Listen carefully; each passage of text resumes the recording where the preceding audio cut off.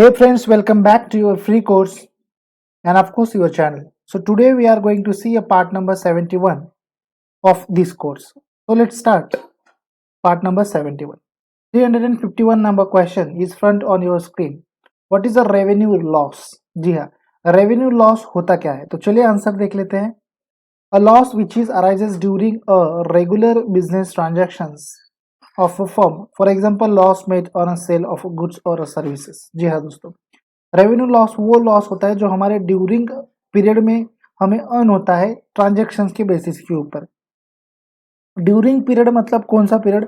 The period which should be accounting year period but it's considered as an regular period. जी हाँ दोस्तों, मतलब regular में हमें जो ट्रांजेक्शन्स के ऊपर लॉस अर्न होने वाला है उसी को हम कहेंगे रेवेन्यू लॉस. फॉर एग्जाम्पल के तौर पर हमने यहाँ पर कहा है कि loss made on sale of goods और सर्विसेज. अगर मैंने कुछ गुड्स को सेल किए या फिर कुछ सर्विसेज को मैंने प्रोवाइड की और वहां पर अगर मुझे कुछ लॉस मिलता है रेगुलर बेसिस ट्रांजेक्शन के आधार के ऊपर, तब वो मेरा लॉस क्या कहलाएगा? रेवेन्यू लॉस कहलाएगा. उम्मीद करता हूँ दोस्तों आपको क्वेश्चन अच्छा लगा होगा. मूव ऑन होते हैं नेक्स्ट क्वेश्चन के ऊपर. 352 नंबर वाला क्वेश्चन देखते हैं. What is a revenue income? जैसे ही रेवेन्यू लॉस होता है that's in a simple way revenue income भी होता है. लेट्स सी द आंसर है income which is earned during a regular business transactions of a firm. For example, profit made on a sale of goods or a services. So हम ये कह सकते हैं कि this is the vice versa concept of revenue loss या फिर revenue income is the vice versa concept of revenue loss. जी हाँ, ये दोनों ही मतलब रेवेन्यू इनकम और रेवेन्यू लॉस हमें दोनों ही अर्न कैसे होते हैं? As an regular business transaction ही हमें अर्न होते हैं. जी हाँ दोस्तों, जैसे कि फॉर एग्जांपल में हमने यहाँ पर भी देखा है क्या कि profit made on sale of goods और सर्विसेज. अगर मैंने कुछ सेल की गुड्स की या फिर कुछ सर्विस की प्रोवाइड की और तब मुझे अगर कुछ प्रॉफिट होता है जो रेगुलर ट्रांजेक्शन के बीच में हो, तो वो इनकम को मैं क्या कहूँगा? As an revenue income. अगर लॉस होता है तो मैं उस लॉस को क्या कहूँगा? As an revenue loss. जी हाँ दोस्तों, उम्मीद करता हूँ कि आपको ये क्वेश्चन के भी आंसर ठीक से पता चल गया होगा. 353 नंबर वाला क्वेश्चन देखने से पहले यदि आप हमारे चैनल के ऊपर नए हैं और आप चाहते हैं ऐसे बेहतरीन क्वेश्चंस देखना, आपकी इंटरव्यू लेवल को बढ़ाना, तो हमारे चैनल को सब्सक्राइब कीजिए ताकि मैं और भी वीडियोस और भी क्वेश्चंस आप लोगों के लिए लेके आ सकूं. दोस्तों जाते जाते एक सिंपल सा लाइक हमारे चैनल को बिल्कुल करते जाइए, हमारी इस वीडियो को भी करते जाइए. दोस्तों मूव ऑन होते हैं नेक्स्ट क्वेश्चन के ऊपर जो कि बहुत ही लंबा चौड़ा क्वेश्चन है. चलिए देख लेते हैं. Which sections of a companies act 2013 requires every company to prepare its financial statements every year. जी हाँ दोस्तों, क्वेश्चन का मान यही कह रहा है कि कंपनीज एक्ट 2013 के अनुसार every company to prepare its financial statement. जी हाँ, हर एक कंपनी को अपने फाइनेंशियल स्टेटमेंट प्रिपेयर करने होते हैं हर साल. तो वो सेक्शन कौन सा है? Which section of companies act 2013 requires every company to prepare its financial statements every year. जी हाँ दोस्तों, ये बिल्कुल आपको ऑब्जेक्टिव टाइप के क्वेश्चंस में पूछा जाने वाला सवाल है. बहुत सारे कॉम्पिटिटिव एग्जाम्स में ऐसे सवाल पूछे गए हैं. आंसर देख लेते हैं. A section 129 of Companies Act 2013 provides to prepare a company's financial statements every financial year. जी हाँ दोस्तों, तो सेक्शन 129 नंबर वाला जो है कंपनीज एक्ट 2013 का, this is the most important section which should B knows that to prepare or provides to prepare a company's financial statement every financial year. उम्मीद करता हूँ दोस्तों आपको ये सेक्शन 129 नंबर वाला question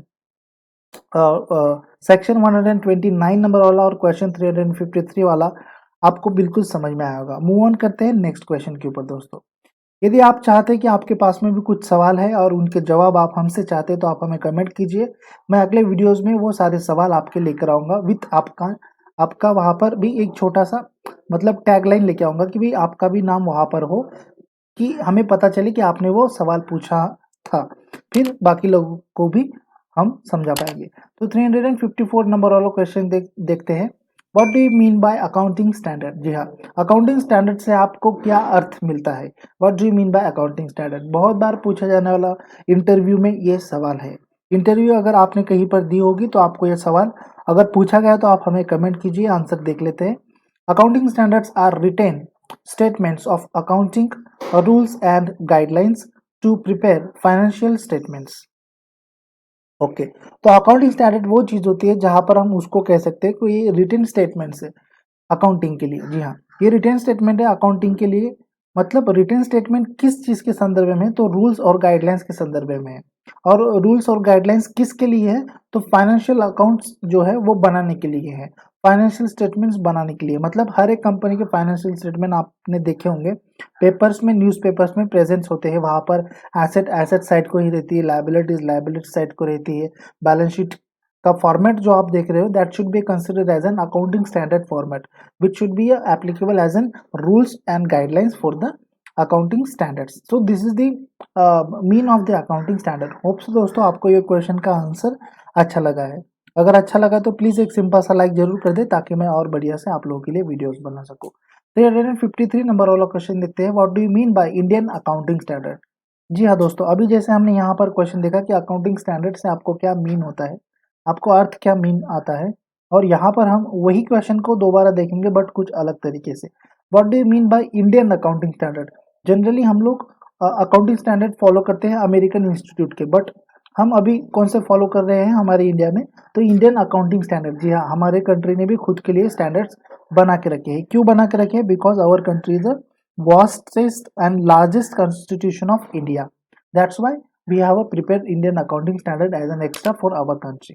After the accounting standard board established by the Institute Chartered Accountant of India in April 1977, the term of accounting standards is very popular in India. जी हाँ दोस्तों, after the accounting standard board established by, जी हाँ, accounting standard board of India establish होने के बाद में, मतलब हमारे यहाँ पर accounting standard board established by institution chartered accountant of India, मतलब अकाउंटिंग स्टैंडर्ड ASB जो यहाँ पर इस्टेब्लिश हुआ था, वो किसने किया था, institution chartered accountant of India in April 1977 में इस्टेब्लिश हुआ था। The term of accounting standard is a very popular India, और ये टर्म जो है वो इंडिया में बहुत ही पॉपुलर हो गई थी। चलिए मूव ऑन करते हैं नेक्स्ट क्वेश्चन के ऊपर, बट जाने से पहले देख लेते हैं, and this is the written statement which provides to accounting and others related terms, guidelines and rules. This should be a standardized accounting practices formulated by recognized professionals bodies such as the accounting standards board in India. Okay, and this is the written statement, और ये accounting standard board की written statement है which provides to accounting and other related terms, guidelines and rules. जी हाँ, हमारे India में guidelines provide करती हैं accounting के लिए और रूल्स प्रोवाइड करती हैं अकाउंटिंग के लिए, that should B known as the Indian accounting standard. This should be a standardized accounting practices formulated by recognized professional bodies. और ये स्टैंडर्डाइजेशन हमें कहाँ से मिला है, तो हम उसके लिए ये कह सकते हैं कि रिकग्नाइज्ड प्रोफेशनल्स जो है बॉडीज हमारे इंडिया में, उन्होंने ये फॉर्मुलेट किए हैं सभी गाइडलाइंस और टर्म्स या फिर रूल्स हमारे इंडियन अकाउंटिंग स्टैंडर्ड्स के अनुसार। Such as accounting standard board in India, इसमें हम अगर बात कर ले तो इसमें आ जाती है accounting standard board in India की बात। तो चलिए मूव ऑन करते हैं नेक्स्ट क्वेश्चन के ऊपर दोस्तों। अच्छा, तो आज के हमारे 5 क्वेश्चंस हो चुके हैं। उम्मीद करता हूँ आपको 5 के क्वेश्चन के सारे क्वेश्चंस के जवाब अच्छे से मिल गए होंगे। तो चलिए देख लेते हैं आज हमने क्या पढ़ा, व्हाट वी गेन टुडे, आज हमने क्या सीखा। तो what is a revenue loss हमने आज पढ़ा। नंबर 2 हमने देखा what is a revenue income, हम लोगों ने देखा। Which section of companies act 2013 requires every company to prepare its financial statements every year. ये लंबा चौड़ा क्वेश्चन हमने बिल्कुल आसानी से देखा था। एंड नंबर 4 हमने देखा what do you mean by accounting standard, and last one हमने देखा what do you mean by Indian accounting standard. There is a difference between accounting standards and Indian accounting standard. दोस्तों मैं चाहता हूँ कि अगर अब तक आपने हमारे चैनल को सब्सक्राइब नहीं किया है, प्लीज़ सब्सक्राइब कर ले ताकि और भी वीडियोस बेहतरीन आप देख सके। दोस्तों सब्सक्राइब करने के लिए आपसे कोई हम फीस नहीं ले रहे हैं, जैसे बड़े बड़े लोग आपसे फीस लेते हैं, बड़े बड़े यूट्यूबर आप लोगों से फीस लेते हैं। हम सिंपल सा एक फॉर्मूला चाहते हैं कि भाई आप अपने अकाउंटिंग की लाइफ में बहुत आगे जाए, इंटरव्यूज में आप इंटरव्यू को क्रैक कर पाए, अकाउंटिंग वाले इंटरव्यूज को क्रैक कर पाए, यही मेरा उद्देश्य है दोस्तों।